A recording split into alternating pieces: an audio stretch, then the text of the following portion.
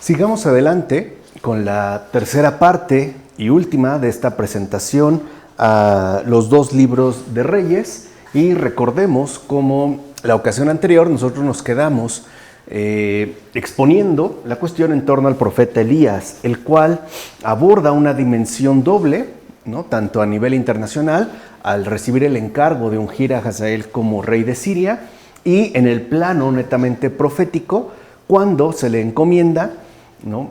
Ungir precisamente a Eliseo como su sucesor. Pues bien, Elías, el profeta Elías, no cumple, al menos no totalmente, el encargo recibido. En efecto, Elías encuentra a Eliseo, pero en lugar de ungirlo, le echa encima su manto, con lo cual queda la duda de si lo admite como su sucesor o bien simplemente, digámoslo de esta manera, lo reconoce como sustituto del criado dejado atrás en el versículo 3. ¿No? Es Eliseo, ¿no?, quien encuentra a Hazael, y un discípulo de Eliseo es quien va a ungir a Jehú. Elías no aparece en el capítulo 20 del primer libro de Reyes. En cambio, hay unos profetas no mencionados por su nombre que acuden en ayuda de un Ahab sitiado por el agresivo y arrogante rey Ben-Hadad de Siria, Aram. Esto es también importante de tener en cuenta porque, como dijimos, ¿no?, la presencia profética es fundamental en el relato bíblico, y aunque no aparezca necesariamente la figura central, por ejemplo, aquí al hablarse de Elías, esto no significa que no haya algunos otros enviados por Dios mismo para prestar algún tipo de servicio benéfico. Entonces, cuando falla la diplomacia internacional, o sea, cuando la política pues no da buenos resultados, los profetas de Dios prometen a Ahab liberarlo del irresistible poder de aquel monarca extranjero, ya dijimos, el rey Ben-Hadad de Siria. La razón de la intervención divina a través de estos profetas cuyos nombres no son mencionados se expone claramente antes de cada batalla. O sea, el propósito del Señor al enviar estos profetas innombrados es para que sepáis que yo soy el Señor. Es decir, ese es el propósito de los profetas, no realizar milagros llamativos que puedan llenar de admiración a la gente, ni tampoco funcionar como oráculos adivinatorios en torno a acontecimientos futuros. En realidad, ¿no?, la finalidad principal del profeta es mostrar que Dios está vivo, que interviene y que incluso, ¿no?, se involucra en los acontecimientos históricos. Pues bien, Israel resulta victorioso y los papeles se invierten. Ben-Hadad está ahora en poder de Ahab, quien perdona la vida a su enemigo a cambio de obtener concesiones ventajosas. Bien, Elías vuelve a aparecer en el capítulo 21 del libro primero de los Reyes, donde la narración pasa a tratar asuntos internos del reino del norte y cuenta la famosa historia de cómo Jezabel protagonizó la maquinación para matar a Nabot y lograr que el rey se apoderase de su viña. Aquí, ¿no?, se pone al descubierto la capacidad destructiva del poder, el Estado, cuando éste se dirige contra sus propios ciudadanos. O sea, también hay una narración explícita en torno a este eje perverso que puede asumir el poder cuando su respectiva maquinación, ¿no?, es decir, su capacidad destructiva, se dirige incluso contra sus propios ciudadanos, algo que es quizá por demás frecuente en el mundo moderno. Jezabel invoca la autoridad del rey para obtener la complicidad de los conciudadanos de Nabot. No está claro si obedecen de buen grado o lo hacen simplemente por estar bajo coacción. Se buscan entonces falsos testigos y se lleva a cabo un simulacro de juicio, al final del cual Nabot es ejecutado. Entonces Jezabel ordena a Ahab que tome posesión de la viña. Dios manda a Elías para que vaya a decir a Ahab que él pagará con su sangre por la sangre de Nabot, o sea, por la injusticia cometida. Y ya en presencia del rey, Elías anuncia el destino funesto de Ahab y su dinastía, así como el de Jezabel. Ahab se arrepiente y Dios decide posponer la destrucción de su dinastía al reinado de su hijo. Este aplazamiento recuerda la profecía de Ahías contra Salomón, en los versículos 31 a 39 del capítulo 11 del libro primero de los Reyes. Allí, tal gracia fue atribuida no a los méritos del propio Salomón, sino a los méritos de su padre David. En cambio, aquí, esta gracia de aplazamiento se atribuye al arrepentimiento de Ahab. Luego Ahab invita a Josafat de Judá a aliarse a él en una guerra contra Siria. Pero antes de emprender la campaña, ambos van y consultan a sus respectivos consejeros, algo también muy propio, ¿no?, del espacio político. El relato confronta entonces la opinión de Miqueas, que pronostica la derrota, contra la de 400 profetas que ciertamente prometen éxito. Entonces aparece pues el tema de la verdad profética y la obediencia a ella. Recuerden que en gran medida un verdadero profeta pues no siempre va a resultar del todo cómodo, al menos generará un cierto tipo de inquietud, por ejemplo la derrota que pronostica Miqueas, ¿no?, lo cual contrasta con unas promesas de 400 profetas, es decir, la mayoría que prometen éxito y que incluso parecen plantear un panorama sin mayor dificultad. En todo caso, pues se hace patente el enfrentamiento entre una corte real terrena y una contrapuesta que proviene del cielo. No, aquí estaría pues ese conflicto constante y permanente a lo largo de los tiempos entre los designios de Dios, ¿no?, que son inseparables de su voluntad, y los propósitos humanos que en términos terrenales se suelen plantear.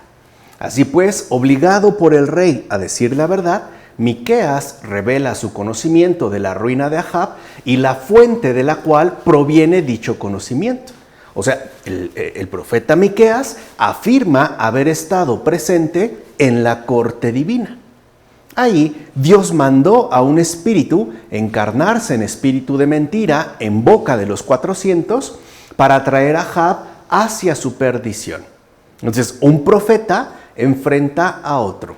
Sedecías conmina a Miqueas a que diga la verdad. Y Miqueas replica con una profecía de desgracia para el propio Sedecías. O sea, aquí de fondo, el conflicto que podemos encontrar es muy evidente. Este conflicto por demás frecuente entre la verdad que viene de lo alto, ¿no?, y el espíritu de mentira que pretende siempre involucrarse en todos los asuntos. En especial cuando estos asuntos son de la mayor importancia y por ende comprometen al mayor número de personas. Además, el profeta enfrenta al rey. Ahab, a fuerza de preguntas y de suspicacia, conoce la verdad que le revela Miqueas. Pero Ahab rechaza la verdad de Dios y manda a encarcelar al profeta Miqueas. No, aquí se ve ya mucho más palpable el conflicto, repito, permanente entre lo celestial y lo terrenal, es decir, entre el poder político y la palabra profética. En privado, Ahab querrá huir de la verdad conocida y aparece disfrazado en el campo de batalla. O sea, está tratando, pues, ¿no?, de darle la vuelta a la profecía que Miqueas le ha dicho, pero será inútil, ya que de hecho en esta batalla morirá Ahab. Ahora bien, los capítulos 20, 21 y 22 del primer libro de los Reyes contienen relatos muy diferentes, pero estos tres capítulos coinciden en tener como tema central a Ahab y su caída. Pero en vez de pasar inmediatamente a hablar del sucesor de Ahab, es decir, de Ocosías, la narración retrocede para informar al lector acerca de Josafat, cuyo reinado en Judá fue contemporáneo al de Ahab en Israel. Recuerden que en este libro de los Reyes también se tiene muy en cuenta este contraste dado entre el reino del norte y el reino del sur. Aquí, por ejemplo, entre la figura ¿no?, particular de Ahab en el norte y de Josafat en el sur. En conjunto, de Josafat se hace una valoración favorable, aunque no por ello se le deja de censurar por no haber suprimido tanto los santuarios como el culto en los altosanos. Recuerden que esta es una acusación constante, ¿no?, a lo largo de los dos libros de Reyes. O sea, el hecho de que no se suprime del todo los santuarios y tampoco el culto en los altosanos, lo cual, como ya vimos en una ocasión anterior, ¿no?, atenta o va en contra de la médula fundamental del culto exclusivo a Yahvé en el templo de Jerusalén. De hecho, efectivamente, el no suprimir ni los santuarios ni el culto en los altosanos será una queja continua contra los reyes de Judá hasta el versículo 4, capítulo 18 del segundo libro de Reyes, donde por fin se informa que Ezequías llevó a cabo la supresión. Es decir, pasó mucho tiempo, ¿no? Estamos hablando de un tiempo bastante prolongado para que se diera finalmente esta supresión a través de Ezequías. En todo caso, la dinastía de David aguanta a pesar de todo, mientras que la dinastía de Omri, en el norte, empieza a derrumbarse. Pues bien, aparte de Ahab, durante el reinado de Josafat en Judá, llegaron al trono de Israel otros dos reyes de la dinastía de Omri, Ocosías y Joram. La aparición de ambos tiene como eje principal su respectiva relación con profetas, ¿no? Esa es como la columna vertebral que articula la narrativa en este caso. Ocosías, por ejemplo, tratará con el profeta Elías en el capítulo 1 del segundo libro de los Reyes, y Joram va a entrar en contacto con Eliseo, sucesor de Elías, como se menciona en el libro segundo de los Reyes, capítulo 3, versículos 1 a 8 y versículo 15. Ocosías, por ejemplo, tiene un grave accidente y manda mensajeros a consultar a Baal si podrá curarse de las heridas sufridas. Pero el ángel del Señor envía más bien a Elías para que condene explícitamente a Ocosías por poner su vida en manos de Baal y no en las de Dios. Elías pronuncia ante el rey Ocosías la condena y éste muere, lo cual, al final, significa lo siguiente: el rey no es mayor que el profeta. O sea, que la idolatría no resiste a la ortodoxia, o por decirlo de manera todavía mucho más precisa, la mentira sucumbe ante la verdad. Esa es la cuestión que aquí efectivamente se está exponiendo. Ahora bien, en el relato de la marcha definitiva de Elías y de la transferencia de su espíritu a Eliseo, quedan de manifiesto algunas cualidades del profeta. Por ejemplo, mentalidad independiente unida a la devoción a un maestro. Es decir, hay un desapego de lo mundano, pero al mismo tiempo un claro perfil de obediencia. También otras de estas cualidades serán tanto el conocimiento como la autoridad. Incluso un cierto carácter escurridizo con respecto a la función y la visión profética. Es decir, al menos un cierto rasgo de inseguridad, ¿no? El profeta no tiene puesta su confianza en sí mismo. Es más, a veces pareciera que prefiere darle la vuelta a lo que Dios le está pidiendo. Así pues, Elías aparece como alguien que obedece una serie de órdenes dadas por Dios. Dios mismo es quien lo envía a Betel, a Jericó y al Jordán. Y así, progresivamente, lo va separando tanto de su pueblo como de su tierra. O sea, poco a poco, ¿no?, el Señor lo va desarraigando de su propio ámbito de pertenencia. Y la razón es muy sencilla: para que éste alcance una verdadera libertad de acción. Es decir, para que esté plenamente disponible para llevar a cabo todo lo que Dios le indique. Ciertamente, 3 veces pide Elías a Eliseo que no lo siga. Y 3 veces Eliseo se niega a obedecerlo. Y esto también puede resultar curioso, pero es parte de las cualidades que asume el profeta, ¿no? Y que hemos mencionado. Es decir, también tiene una especie de mentalidad independiente. Pero esa negativa, y eso es importante, no anula para nada la devoción hacia el maestro que asimismo define al profeta.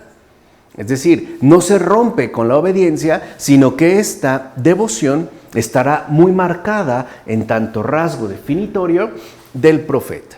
De hecho, de igual manera se menciona el conocimiento y autoridad que posee Eliseo.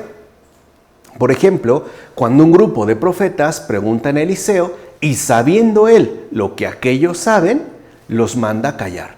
O sea, el profeta también no solo tiene conocimiento, sino que además tiene autoridad.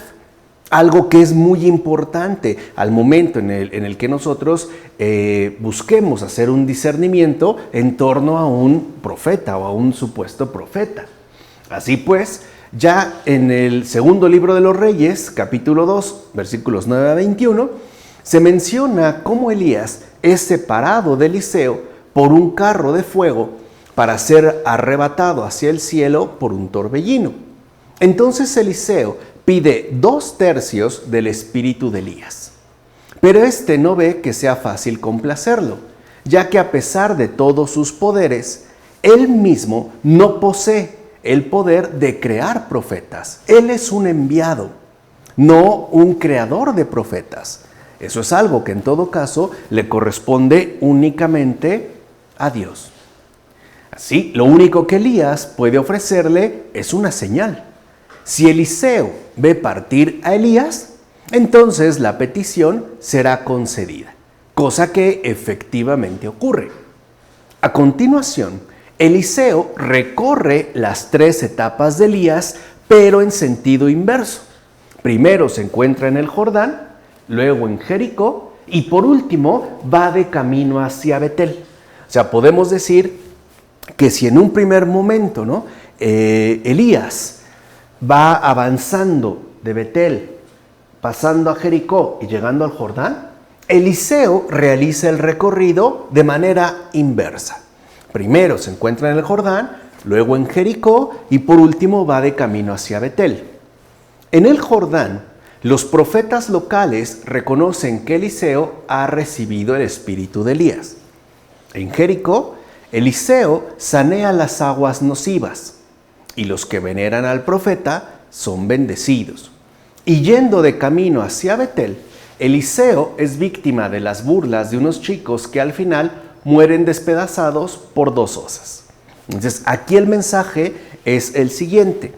Quienes ridiculizan a un profeta como Eliseo son maldecidos, porque ridiculizar, burlarse de un verdadero profeta, es decir, de un verdadero enviado de Dios, es burlarse de la obra de Dios mismo. Es decir, es atentar contra Dios. Entonces aquí el mensaje es que aquellos que ridiculizan a un profeta, pues son maldecidos. Esto último es importante, ya que si nos fijamos bien y ponemos atención, nos podremos dar cuenta que bendición y maldición siguen al profeta. Finalmente Eliseo viaja al Monte Carmelo, lugar del triunfo de Elías, y luego a Samaria, la sede del poder real. ¿Y por qué ciertamente se da este acompañamiento de bendición y maldición? Porque a través del profeta uno puede aceptar lo que Dios indica, lo cual sería fuente de bendición, o simple y sencillamente rechazarlo, lo cual acarrearía consigo maldición. Y no como algo impuesto de parte de Dios, sino como algo autoinfligido, es decir, como algo que nosotros mismos nos buscamos por no seguir lo que el Señor nos está diciendo, o sea, por no atender sus palabras. El tercer capítulo de este segundo libro de los Reyes comienza con las palabras utilizadas para presentar a un nuevo rey de Israel, en este caso al hijo de Ahab, Joram. Este rey llevó a cabo cierto grado de reforma contra el culto a Baal. No obstante, los capítulos 3 a 8 están compuestos principalmente de relatos referentes a Eliseo y a sus encuentros con reyes. Aquí se critica, hasta cierto punto, la monarquía por medio de contrastar a la clase gobernante con el profeta Eliseo, lo cual ciertamente, ya habíamos dicho, no significa que se señale negativamente a la monarquía en cuanto tal, en tanto forma de gobernanza. No, sino a la corrupción interna de todos aquellos que la componen y que al parecer, al menos, ¿no? Sería como una tendencia muy palpable en la clase gobernante. Por eso es que se da este enfrentamiento. Y la visión profética de Eliseo es por demás importante en este caso. En efecto, él sabe muy bien lo que va a pasar y por ende también sabe lo que hay que hacer. Prevé, por ejemplo, el resultado de la campaña de Edom. Conoce la enfermedad de Naamán y el modo de curarla. Y hasta conoce las intenciones de los reyes y sabe, por ende, cómo ponerse a ellas. O sea, podemos decir que el profeta, en este caso Eliseo, va como un paso adelante. Y esto denuncia, ¿no?, en todo caso, la falsa pretensión de un rey, sea el que sea, de conocer las intenciones de Dios. Este tiene que ser asistido, ¿no?, necesariamente por el profeta. Entonces, aquí se denuncia, repito, esta falsa pretensión de un poderoso de este mundo de conocer las intenciones de Dios. En efecto, la locura de los reyes no coincide con la sabiduría profética, pues los caminos de Dios no son los caminos humanos que son adoptados según las directrices dictadas por el poder y por la ambición. Entonces, aquí el contraste es muy evidente, ¿no? Por un lado estaría la locura de los reyes, cuyos criterios son meramente mundanos y por ende, ¿no?, son criterios avalados por el poder y por la ambición, y por otra parte la sabiduría profética, que anuncia unos caminos que no corresponden e incluso que serían prácticamente opuestos a esta locura real. La arrogancia del rey, por ejemplo, que se considera convocado por Dios, lleva a Israel a destruir Moab. Y por eso mismo, es decir, por haber destruido Moab y por haberse dejado llevar Israel por la arrogancia de su rey, va a perder incluso el control del país. Esto contrasta fuertemente con la respuesta profética que, ante todo, se dirige a las reales necesidades de toda la gente y no a intereses mezquinos de dominación. O sea, la palabra profética, la sabiduría profética, tiene como finalidad la obtención del bien común. Y por eso apunta a las reales necesidades de toda la gente en su conjunto. Cosa que contrastaría, por ejemplo, con los intereses mezquinos de dominación que puede asumir una persona en el poder. Por eso, el propio Eliseo convierte lo mortífero en vivificante. Como se puede ver en el segundo capítulo de este segundo libro de los Reyes, de versículos 19 a 22, y la penuria en abundancia, como se da en el primer libro de Reyes, capítulo 17, versículos 8 a 16. Ahora, ¿por qué ocurre esto? Porque con ello se nos quiere dejar en claro que Dios actúa de modo muy diferente. Es decir, Dios no actúa como nosotros humanamente concebimos, ya que, sobre todo en los ámbitos políticos, ¿no?, y de poder, suelen ser intereses mezquinos de dominación o de enriquecimiento los que dan como pie a las acciones realizadas, cosa que en el caso de Dios es muy distinto. Por eso se da esta inversión a través del propio profeta Eliseo. En efecto, el israelita Eliseo sana de la lepra a Naamán, es decir, conoce la cura para un personaje político, ¿no? La enfermedad de Naamán no puede ser curada por su propio ámbito de pertenencia. Y es justo la curación aquello que conduce a la fe en el Dios de Israel. Dicho brevemente, Eliseo, siendo profeta, sí puede hacer algo que no está al alcance de ningún rey de esta tierra. La curación del alma, porque esto es lo verdaderamente llamativo en el caso de Naamán. No tanto el abandono de la lepra, sino la conversión interior que éste experimenta y que, a final de cuentas, le conduce a reconocer al Dios de Israel como el único Dios verdadero. Es decir, el paso, pues, de las tinieblas a la luz y, por ende, también a la fe. Entonces, la curación del alma es precisamente aquello que ningún rey de esta tierra puede llevar a cabo. La curación del alma que permite reconocer a Dios. Veamos. En principio, no es el propio Naamán quien se presenta ante Eliseo, sino un mensajero suyo. O sea, aquí digamos, debido al estatus social y político de Naamán, pues él obra como se acostumbra, ¿no? Él no va a ir a rebajarse ante un extraño, manda un mensajero. Este le dice lo que le ha dicho el profeta, es decir, que debe bañarse en el Jordán. Naamán se siente herido en su orgullo personal, ya que tal indicación es como un insulto para un sirio de su categoría. O sea, de entrada no acepta lo que el profeta le indica. Al contrario, ¿no? Considera que es algo insultante debido a su categoría, ¿no? Para un sirio, pues, de su categoría. No obstante, lo que aquí también hay que destacar, y es muy importante, es que los criados, los propios criados de este sirio de gran categoría, son más sabios que su propio amo.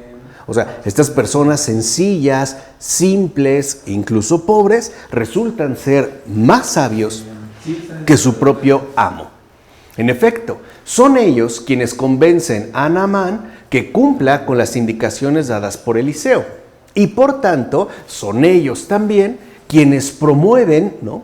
y de cierta manera colaboran en el hecho de que la curación se produzca. Finalmente, una profunda transformación interior se produce en Naamán al verse libre de la lepra.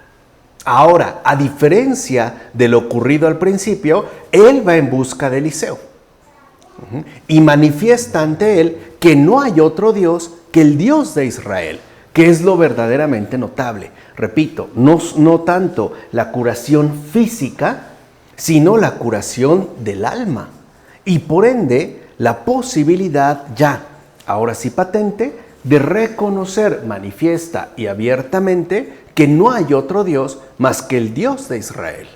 Aparte, como dijimos, aquí el propio Naamán, ¿no? Ya con sencillez, va a encontrarse con el profeta Eliseo. Es más, el poderoso sirio pierde ahora la arrogancia inicial y hasta se declara a sí mismo siervo del profeta, lo cual sería, a ojos del mundo, una gran humillación, porque este poderoso sirio se está poniendo, pues, incluso muy por debajo, es decir, en calidad de siervo de un profeta extranjero que para nada estaría en su misma situación social. Entonces, los papeles se invierten por completo. De hecho, cuando Eliseo se niega a aceptar el regalo de Naamán, este entonces le solicita un regalo al profeta. Aquí se ve la inversión, lo que dijimos, Dios no actúa según nuestros modos humanamente habituales. Naamán había despreciado las aguas del Jordán, pero ahora quiere llevarse tierra de aquel lugar. En ningún momento se hace explícito el motivo del por qué Naamán quiere tierra, ¿no? Uno podría quizá argumentar que es para edificar un altar al Dios de Israel a partir de esa misma tierra. Así pues, las barreras entre el poderoso sirio y el profeta Elías, o sea, entre amo y siervo, han quedado rotas. Y esto es fundamental, porque aquí estamos viendo cómo el Señor también establece un adecuado ordenamiento a nivel social. Repito, las barreras entre el poderoso sirio y el profeta israelita, o sea, entre amo y siervo, entre superior e inferior, han quedado rotas. No obstante, aún subsiste una importante barrera, la religiosa. Naamán es ahora un adorador de Yahvé en una sociedad que rinde culto a Rimón. Pero el vete en paz de Eliseo implica que esta última barrera no lo es para la paz que el Señor envía. O sea, a pesar de esta barrera religiosa, ¿no?, insuperable, puesto que Naamán regresa a Siria y en Siria, ¿no?, se rinde culto a Rimón, este puede mantenerse fiel a Dios, al Dios que lo ha curado, al Dios que lo ha sanado, sin mayor problema. O sea, él puede simple y sencillamente mantenerse en paz y en fidelidad. Por otra parte, el relato sobre el servidor de Eliseo, Gehazi, echa por tierra toda cómoda conclusión de que solo los gobernantes son el problema.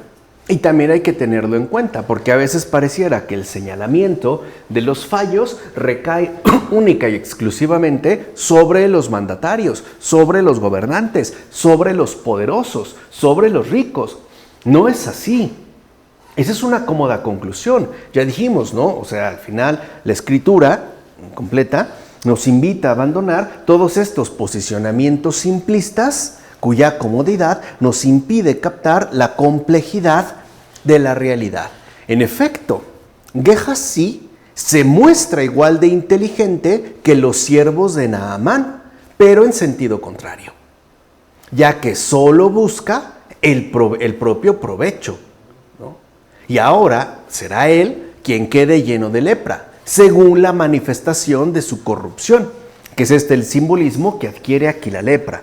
Es decir, como una manifestación externa del estado interior deteriorado. Entonces vemos como el propio servidor de Eliseo, una persona todavía más sencilla que el propio profeta, en este caso Gehazi, pues tampoco por ser de una condición simple y humilde, actúa con absoluta rectitud. O sea, tampoco es así. Aquí vemos cómo en efecto él actúa de una manera corrompida, de una manera mezquina, de una manera egoísta. Y por eso ahora él adquiere la lepra. Pues bien, Siria e Israel están en guerra. Como se menciona en el segundo libro de los Reyes, capítulo 6, versículos 8 a 23. Eliseo aparece como una suerte de espía que pasa información sobre los planes del rey de Siria al rey de Israel. El monarca sirio se entera por sus oficiales que Eliseo no es un espía común. ¿Por qué? Porque Eliseo se encuentra en Israel y conoce hasta las más secretas e íntimas conversaciones del rey sirio. Así pues, lo que sabe Eliseo no tendría una explicación inmediata, ¿no? El conocimiento de Eliseo desafiaría pues todas las leyes humanas. Y ya lo habíamos visto antes. Eliseo conoce las cosas y va como un paso por delante. El sirio, como era de esperarse, ve su poder amenazado y manda un fuerte grupo armado para capturar a Eliseo. Y la situación evidentemente es irónica, ya que el rey pretende capturar a un hombre que conoce de antemano y por adelantado cada uno de sus movimientos. Sin embargo, la cuestión no consiste en saber si el enemigo atrapará o no a Eliseo. Esta no es la cuestión principal, sino qué hará Eliseo con este, porque ya sabe lo que el sirio, ¿no?, ha puesto en marcha.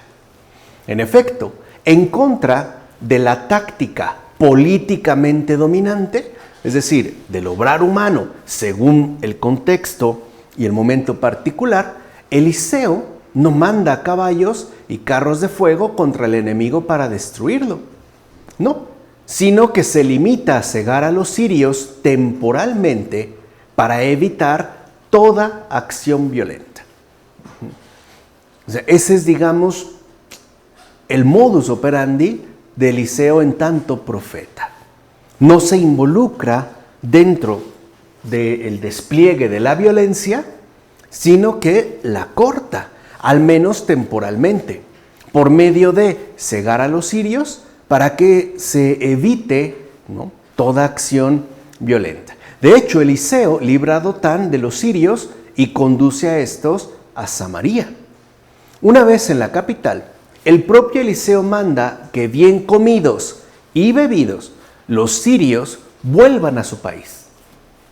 El conflicto violento no tuvo una sola baja. Es decir, en contraste directo con los usos bélicos, Eliseo lleva la paz allí donde los poderosos más bien amenazan y se proponen tanto matar como destruir. Y esto lo que nos refleja es que Dios quiere vida, no muerte. Dios es Dios de vida, es un Dios de vida, no un Dios de muerte. Por eso a Dios no le gustan los conflictos violentos de ninguna manera. Y tampoco está, digamos, enrolado con los usos bélicos. No es precisamente lo que Él se propone, como nos lo acaba de recordar el Papa Francisco al decirnos que Dios no está con aquellos, refiriéndose evidentemente a Rusia, ¿no?, que emplean la violencia. ¿Por qué? Porque en realidad ese despliegue de violencia, ¿no?, según los usos bélicos, en realidad tiene el propósito de matar, destruir, acabar, lo cual terminará produciendo pues muchísimo sufrimiento, ¿no?, calamidad, injusticia y bueno, dolor a más no poder. Ahora bien, también se comentarán los reinados de los reyes judaítas Joram y Ocosías, los cuales llegaron al trono en tiempos de Joram de Israel. Aquí hay tres elementos importantes. El primero es la acusación de que tanto Joram como Ocosías imitaron la mala conducta de los reyes de Israel. O sea, dijimos, ¿no?, el reino del norte es el primero prácticamente en destacar y también va a ser el primero en caer. Y de acuerdo a la versión deuteronomista, el problema con Judá es que los siguió, o sea, digamos que siguió sus malos pasos. Y es una acusación dirigida por primera vez contra reyes de Judá. O sea, estos tampoco, ¿no?, se escapan de las acusaciones. El segundo elemento es la afirmación de que a pesar de ese comportamiento, la dinastía davídica fue preservada en consideración a David. Y el tercero es la noticia de que Ocosías fue a Jezreel a visitar a Joram, rey de Israel, que había sido herido en Ramot de Galaad. Esto proporciona pues el marco para la historia de Jehú. En los capítulos 9 a 10 del segundo libro de Reyes, ¿no?, se narra cómo Jehú puso un violento fin a la dinastía de Ahab y cómo también suprimió violentamente el culto a Baal. Todo comienza cuando Eliseo da instrucciones a un discípulo suyo para que unja rey a Jehú, con la advertencia de que luego abra la puerta y huya, sin detenerse bajo ningún pretexto.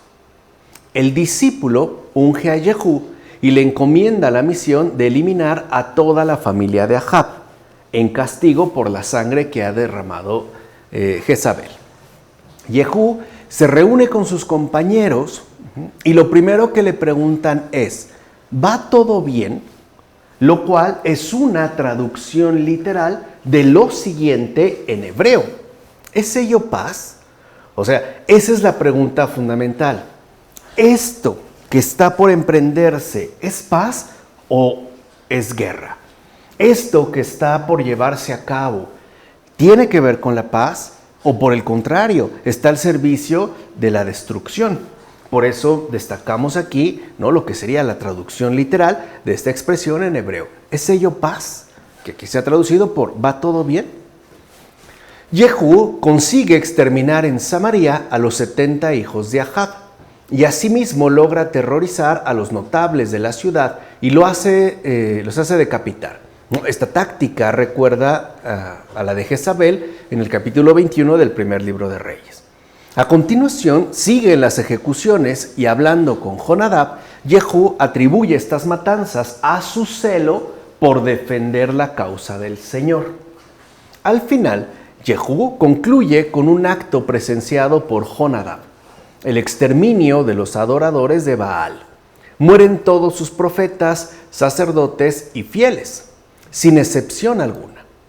¿No? A pesar de todo, Jehú aparece en el relato como una figura más bien ambigua, ya que puede ser visto como un celoso yavista, en tanto cumplidor del encargo profético, sin ponerse a pensar demasiado en las consecuencias que puede traer consigo este celo exaltado, o bien también puede ser visto como un oportunista astuto y violento que conspiró contra su propio rey y de igual manera eliminó toda potencial amenaza contra su poder y hasta se negó a asumir las responsabilidades de sus actos, tomando como excusa la autoridad profética. Conviene recordar que en el libro de Oseas, ¿no?, en los capítulos 4 a 5, se condena a la casa de Jehú por la sangre derramada en Jezreel. Es decir, a pesar de que Jehú diga de cierta manera, ¿no?, estar inspirado por el celo a Dios y además tomando como excusa la autoridad profética, no por ello se le deja de señalar y de condenar explícitamente, ya en el libro de Oseas. Así pues, la violencia de Jehú en el relato de su reinado contrasta fuertemente con los métodos utilizados por el profeta Elías, que es lo que dijimos, lo terrenal y lo celestial, lo político y lo profético. Ahora bien, el capítulo 11 del segundo libro de Reyes ofrece un tenso relato donde se narra cómo el estallido de la violencia en tiempos de Jehú puso en grave peligro la dinastía davídica y por ende el reino del sur. De hecho, el futuro de esa dinastía y la seguridad de Judá pudieron ser preservados no contestando a la violencia con la violencia, sino mediante el comportamiento de una mujer valiente, de un sacerdote leal y de un pueblo fiel. Veamos. Atalía, madre de Ocosías e hija de Ahab, al conocer la muerte de su hijo a manos de Jehú, se hace con el poder y trata de exterminar la dinastía davídica. Sin embargo, no logra concretar su obra destructora debido a la intervención de la hermana de Ocosías, Joseba, la cual, arriesgando su propia vida, salva a Joás, hijo de Ocosías, y lo mantiene escondido en el templo durante 6 años. Así pues, Atalía gobierna sobre Judá 6 años, es decir, el tiempo del ocultamiento de Joás en el templo. Al 7º año, el sacerdote Joyadá organiza un contragolpe para restaurar la dinastía davídica, ¿no? Hombre práctico como Jehú, Joyadá sabe bien que las conspiraciones necesitan el apoyo adecuado y por eso se asegura de la lealtad de la guardia. Pero, a diferencia de Jehú, Joyadá es presentado conspirando no para sí, sino conspirando en favor de la casa de David. De hecho, Joyadá difiere en los procedimientos, ya que evita a toda costa tanto el derramamiento de sangre como el choque armado, cosa que en Jehú no se dio. Es decir, el proceder de Jehú era netamente violento, el de Joyadá no, y por eso no es casual que se trate de un sacerdote. Cuando Atalía descubre la conspiración, la suerte de Joyadá está echada. Pero el pueblo apoya al descendiente de David y solo Atalía es ejecutada fuera del templo. Entonces Joyadá hace de mediador en 2 pactos, entre el Señor y el rey y entre el rey y el pueblo. El pueblo acepta la fidelidad al Señor y mediante una purga se elimina el culto a Baal. Y a diferencia de lo hecho por Jehú, solamente muere el sacerdote Matán. El rey es escoltado hasta el palacio real y se restaura la dinastía davídica y el culto, sin que de hecho Judá sufra un paroxismo de violencia. Vemos otra vez esta ausencia de violencia. Así pues, en el capítulo 12 quedan expresados los 40 años del reinado de Joás. La evaluación le atribuye una buena conducta por haber sido instruido por el sacerdote Yoyadá. Aún así, lo mismo que sus predecesores, el bien instruido Joás no acabó con el culto en los artesanos. Su interés más bien recayó en la reparación del templo. De hecho, pasado cierto tiempo, los sacerdotes no han llevado a cabo las reparaciones y entonces Joás se convierte en instructor y Yoyadá y sus sacerdotes son ahora los instruidos. No obstante, aquí Joás se comporta de un modo incongruente con su actitud anterior. Amenazado por el rey de Siria, compra la paz vaciando las arcas del mismo templo. O sea, vemos cómo es muy común, ¿no?, que personas a las que se les ha encomendado un encargo relevante, de repente flaquean, aún tratándose de profetas. Y esto es para que nos quede plenamente claro, ¿no?, que el único que ha permanecido plenamente fiel a Dios y sin vacilación alguna es Jesús. Todos los demás, ya sean incluso en el ámbito político o incluso en el ámbito profético, se han tambaleado. Estamos aquí en el Antiguo Testamento, porque también habría que incluir, evidentemente, a la Virgen María. Pero aquí no, o sea, vemos cómo se tambalean. Y a veces, aunque sean, digamos, exaltados por su mucha fidelidad a Yahvé, como es el caso de David, no por ello también se le niegan esos aspectos oscuros que forman parte de su constitución general. Al final, por haber llevado a cabo tal profanación, porque aquí no hay apostasía, pero sí profanación, pues Joás acaba siendo asesinado por sus propios cortesanos. En el capítulo 13, los reyes israelitas son Joacás y Joás. Israel estuvo continuamente oprimido por Hazael de Siria y su hijo durante el reinado de Joacás. Pues bien, se explica de dos maneras la supervivencia de Israel a pesar de la opresión padecida. Como causa de la clemente respuesta de Dios a la oración de Joacás, que sería una vía, o bien debido a la fidelidad de Dios con respecto a la alianza pactada con los patriarcas de Israel. Es decir, en este caso hay como dos líneas a tener en cuenta. La primera es el hecho de que el Señor, debido a la alianza pactada con los patriarcas de Israel, no ha permitido que Israel sea aniquilado, es decir, el reino del norte.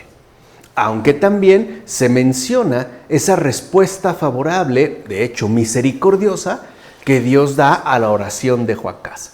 Así pues, en el capítulo 14, el rey Amasías recibe una evaluación positiva, pero también se le censura por no haber eliminado los santuarios de los altosanos.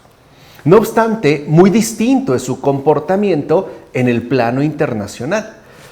En efecto, un triunfo inicial sobre Edom lo incita a desafiar a Joás de Israel, pero es derrotado y apresado.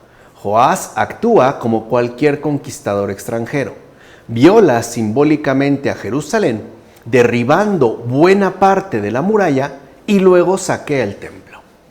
Que Israel y Judá estén en guerra, entonces, no es una buena señal para el futuro. La mayor parte del capítulo 15 está dedicada a comentar los reinados de los varios monarcas que llegaron al trono de Israel durante los 52 años que oficialmente ocupó el reinado de Osías, en Judá. Este fue quien reinó más tiempo después de Manasés. Azarías recibe la misma evaluación que sus predecesores. Aunque fiel a Dios, no centralizó definitivamente el culto a partir de eliminar los santuarios de los altosanos. La parte central del relato narra la corrupción, violencia y decadencia de Israel. Los regicidios están a la orden del día. Salum, Pekajías y Pekaj mueren asesinados. solo se libran Menahem y Oseas. Entonces aquí ya, digamos, se hace explícita el nivel de corrupción, violencia y decadencia en el que ha incurrido Israel. Zacarías dura solo 6 meses en el trono, lo suficiente para que se cumpla la promesa hecha a Jehú de que su dinastía reinaría durante 4 generaciones. Ahora bien, la primera incursión de Asiria durante este periodo contra Israel tiene lugar en tiempos de Menahem. De momento, se pagan a Siria impuestos elevados, los cuales son obtenidos de los ciudadanos ricos. Esta fue una medida políticamente arriesgada, que de hecho pone al descubierto la desesperación del rey. Ahora bien, la situación empeora cuando Asiria se apodera de territorio israelita y deporta a sus habitantes. Esto ocurre en el reinado de Pejaj, llegado al poder el último año de Azarías. Tras 2 décadas de reinado, Pekaj muere a manos de Oseas, el último rey de Israel, el cual finalmente será derribado por Asiria. Es decir, hasta ahí llegó. El último rey del reino del norte fue Oseas, y este fue derribado por los asirios. La narración aborda a continuación los reyes de Judá durante el reinado de Pekaj en Israel.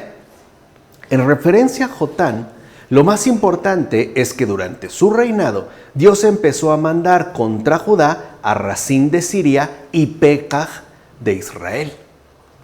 Esta presión es vista como obra del Señor, es decir, como un signo de la soberanía de Dios sobre la historia de Israel, sobre toda la historia de Israel en su conjunto, o sea, tanto en el norte como en el sur. Ahaz es el rey davídico que recibe una evaluación más negativa desde Salomón. No solo siguió las políticas de los reyes de Israel, ya dijimos, ¿no?, marcadas por la violencia, la decadencia y la corrupción, sino que hizo pasar por el fuego a su propio hijo. Así pues, Ahaz introdujo en Judá una abominable costumbre primitiva. Además, el propio Ahaz participaba personalmente en los actos de culto en los altosanos, cosa que sus sucesores se habían limitado a tolerar. O sea, este sí se involucró. Ciertamente es muy breve el comentario dedicado al reino del último rey de Israel, Oseas, el cual aparece en el capítulo 17 del segundo libro de Reyes. Y son 6 versículos en total, nada más. En último término, Israel es ahora un desterrado al que se ha despojado incluso de su propio hogar. El relato aborda entonces la ruina del reino del norte. En primer lugar, se evoca la imagen de un juicio. El pueblo no se comportó como debía después de lo que Dios había hecho por él. Es decir, el pueblo provocó la ira del Señor. Pero también la acusación adopta otro derrotero. Adorando a ídolos, se desobedeció una prohibición expresa de Dios. Además, una prohibición dada a conocer a todos por medio de profetas. Finalmente se concluye que por tales incumplimientos Israel es culpable y hasta condenado a pena de destierro. O sea, es algo justo hecho por Dios.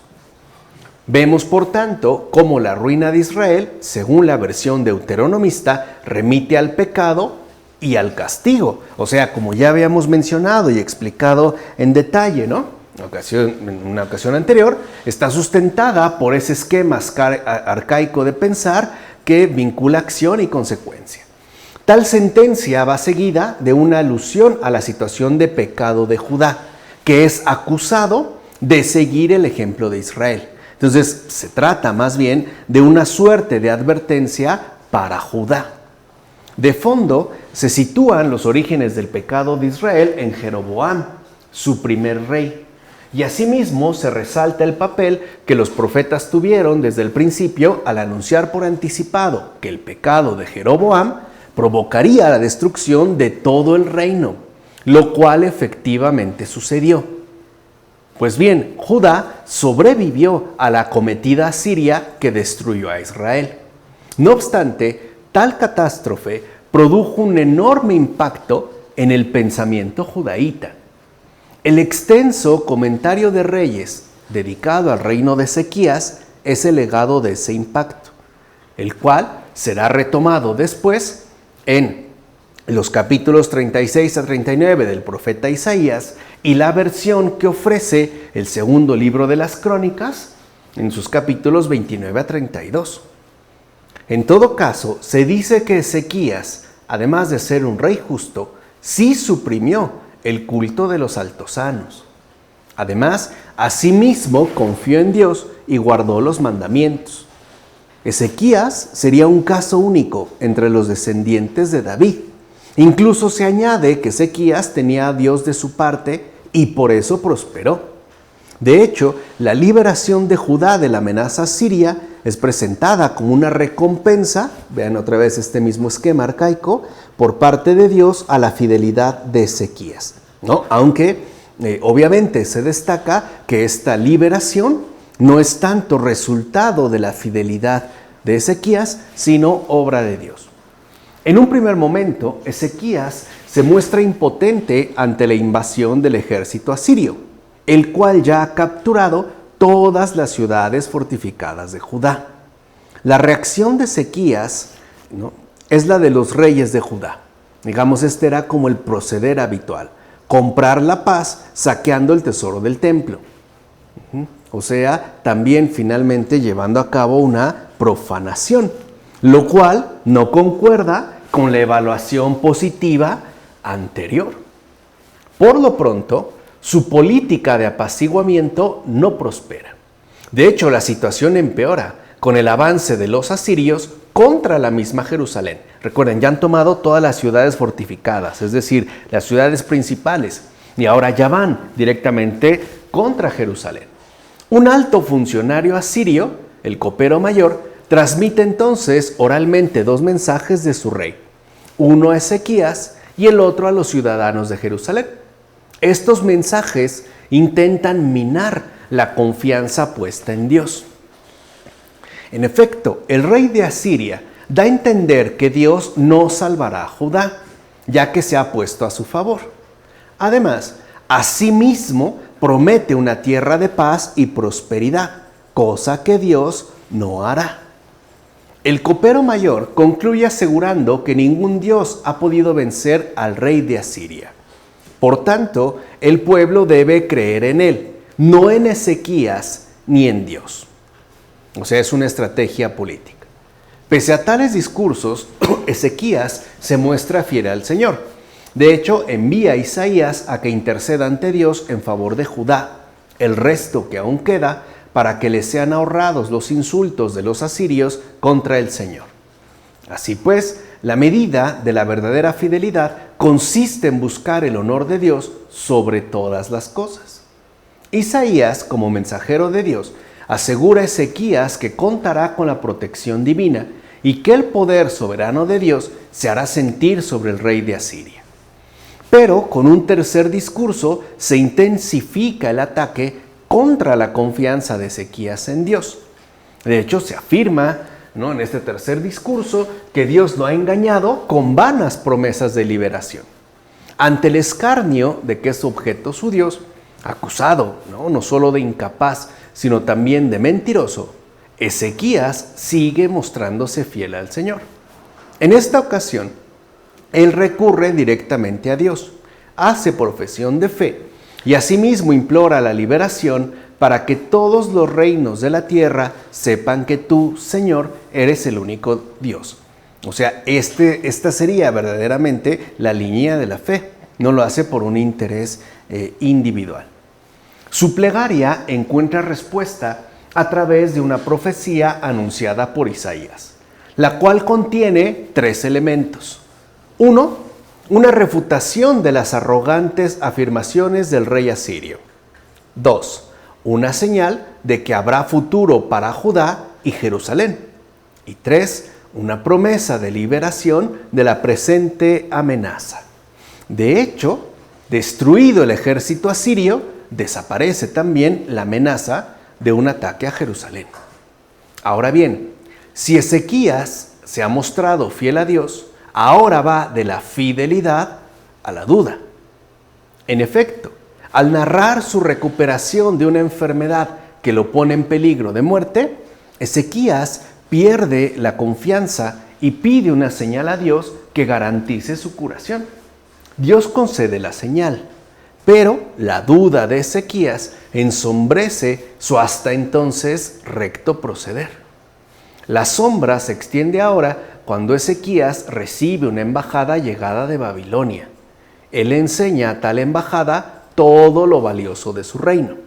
Esto último motiva una intervención profética de Isaías, quien prevé las malas consecuencias que un día tendrá el error de este rey para Judá y la dinastía davídica.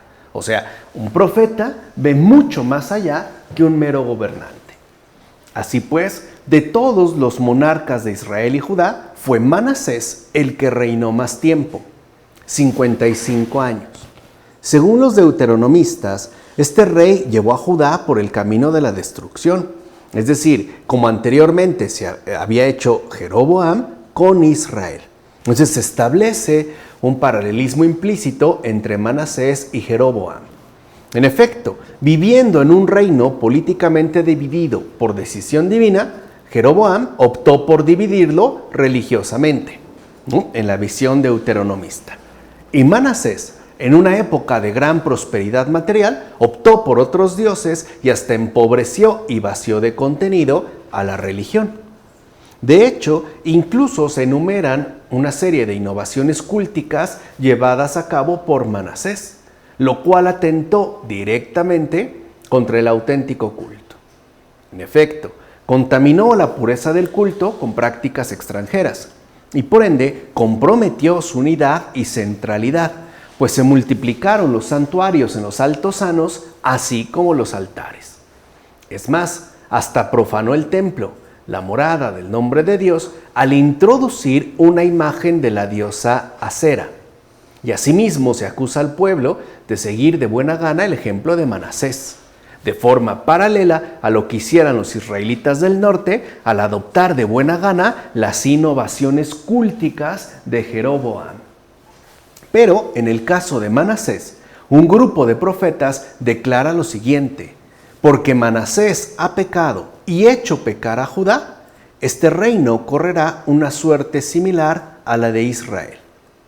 La profecía termina situando el pecado del pueblo dentro de una trayectoria pecaminosa que de hecho incluso remitiría al Éxodo mismo, es decir, desde el principio. En todo caso, una aguda conciencia del mal social es por demás evidente. O sea que la infidelidad religiosa trae consigo un enorme problema social, una enorme decadencia social. Amón, hijo de Manasés, fue su sucesor, el cual es presentado como una neta imitación de su propio padre. O sea, con esto, ¿no?, se da a entender que las reformas de Manasés quedaron firmemente consolidadas en el reino de Judá. No se trataba de algo provisional, sino de algo más bien ya incluso consolidado. Ahora, con el reinado de Josías, el punto más alto de la monarquía alcanza su etapa final.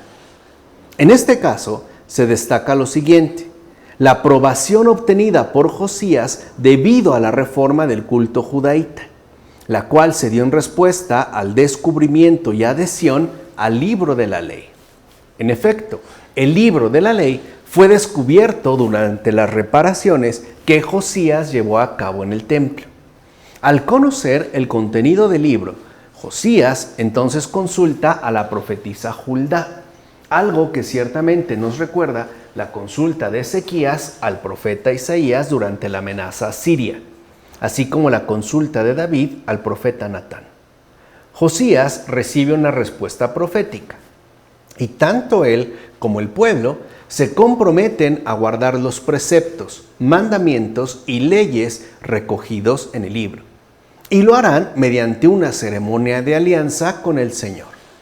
Después, el rey procede a acabar con los cultos extranjeros introducidos por sus predecesores, especialmente Manasés, y purifica el culto de Dios en el templo. Incluso irá más lejos y destruirá el santuario construido por Jeroboam en Betel, con lo cual se cumple la profecía del hombre de Dios del capítulo 13 del primer libro de Reyes, así como todos los demás santuarios de los altosanos que fueran levantados en el antiguo reino del norte. Finalmente, el rey y el pueblo sellan la restauración del verdadero culto israelita con la celebración de la Pascua. Pues bien, la profecía de Juldá anuncia la destrucción de Judá a causa de sus pecados, así como la gracia otorgada a Josías de no llegar a conocer esa catástrofe por su actitud penitente y humilde al oír las palabras del libro. Esto contrasta fuertemente con una visión del pueblo muy negativa. O sea, el pueblo tiene un papel muy importante en el culto debido a Dios. Así pues, se ahorra a Josías ver la destrucción de Judá no por los méritos contraídos mediante su reforma, o sea, no a título personal, sino por haber escuchado con un corazón penitente y humilde las palabras del libro de la ley. Por su parte, el pueblo es condenado antes de la reforma, como puede verse en los versículos 15, 16 y 17 del capítulo 22 del segundo libro de los Reyes, y también el pueblo será condenado después de ella, como vemos en el capítulo 23 del segundo libro de Reyes, versículos 26-27. En efecto, no basta con la reforma llevada a cabo, ya que dicha reforma encuentra su valor real en la plena adhesión al libro de la ley, ya que a través de él es que se manifiesta la sincera adhesión a Dios. Entonces se trata, por tanto, ¿no?, de una alianza de fidelidad que exige a sí mismo fidelidad inquebrantable. Los 4 últimos reyes de Judá son todos ellos descendientes de Josías. Superada pues la reforma inicial de Josías, es decir, abandonada por los sucesores, la monarquía es ya presentada en caída libre, ¿no? Y la responsabilidad de dicha caída ya en su etapa final recae en cada uno de los últimos 4 reyes. Joacás, por ejemplo, en su vasallaje a Egipto, prefigura la suerte que correrá la dinastía davídica bajo los babilonios. De hecho, Joacás es una marioneta de Egipto. Joacás acabará sus días en Egipto, muriendo desterrado. El pueblo judaíta huye a Egipto después del asesinato del gobernador de Judá a manos de Ismael, un miembro superviviente de la familia real. Nótese lo siguiente: ir directamente a Egipto supone hacer justo lo contrario que en el Éxodo, porque en el Éxodo el Señor los sacó de Egipto y ahora ellos están volviendo precisamente, ¿no?, a esa condición ya superada debido a su infidelidad. Entonces Egipto decide sustituir al títere anterior e instala en el trono de Judá a Joaquín, también hijo de Josías. Luego aparece en escena el rey de Babilonia como el nuevo amo. Joaquín se somete a él, pero luego termina rebelándose. Babilonia responde enviando ejércitos de otros pueblos vasallos para someter a Judá. Este movimiento supone ya el principio del fin para Judá. Muerto Joaquín, le sucede Jeconías, hijo suyo y por tanto nieto de Josías. Al ver invadido su reino, ahora directamente por el ejército babilónico, decide rendirse con toda su familia y con toda su corte, pero es deportado a Babilonia y allí gozará del favor del rey. Los babilonios saquean el templo y el tesoro real. Además, los propios babilonios sustituyen a Jeconías con Sedecías, su tío, el cual se rebela contra el rey de Babilonia y con ello propicia ya la tercera y última invasión. Antes de narrar la catástrofe final, se hace constar que se trata de un castigo divino por los pecados de Jerusalén y Judá. Recuerden, siempre siguiendo la línea deuteronomista. Los babilonios Finalmente capturan a Sedecías y ejecutan a sus hijos delante de él. A continuación lo dejan ciego y lo deportan. Sedecías será pues el último rey de Judá. Así pues, el relato de la caída de Judá ha comenzado. De hecho, la cronología babilónica reemplaza a la judaíta en el segundo libro de los Reyes, capítulo 25, versículo 8. Con esto se quiere dar a entender la nueva era que ahora comienza. En efecto, la destrucción de todos los símbolos de Judá como estado, es decir, el templo, el palacio y la capital, es completada con la matanza del personal clave para su nuevo funcionamiento. Entonces, como gobernador de lo que queda de esa destrucción, ¿no?, babilónica, es nombrado Godolías, quien establece su sede en Mizpá, no en Jerusalén. Su línea política queda sintetizada en el versículo 24 de este capítulo 25. Someteos al rey de Babilonia y os irá bien, que parece ser también la consigna de los tiempos actuales, ¿no? Someteos al rey de Babilonia y os irá bien. Así pues, la historia de los reyes de Judá concluye sin ninguna clase de comentario, lo cual contrasta con la larga reflexión dedicada al final del reino del norte. O sea, de fondo, los deuteronomistas no daban por concluida la historia del reino de Judá. De hecho, y ya con esto terminamos el día de hoy, puede decirse que con tal ausencia mostraban tener esperanza en un futuro independiente de Babilonia. En todo caso, la historia deuteronomista concluye sin una cancelación de la promesa hecha a David de una dinastía perpetua. O sea que la esperanza no ha perdido su fundamento, aun cuando se trate de una esperanza, ¿no?, mantenida en silencio. Bueno, con esto terminamos la presentación de estos dos libros de los Reyes y ya la siguiente vez iremos viendo lo que los padres de la iglesia tengan que decirnos.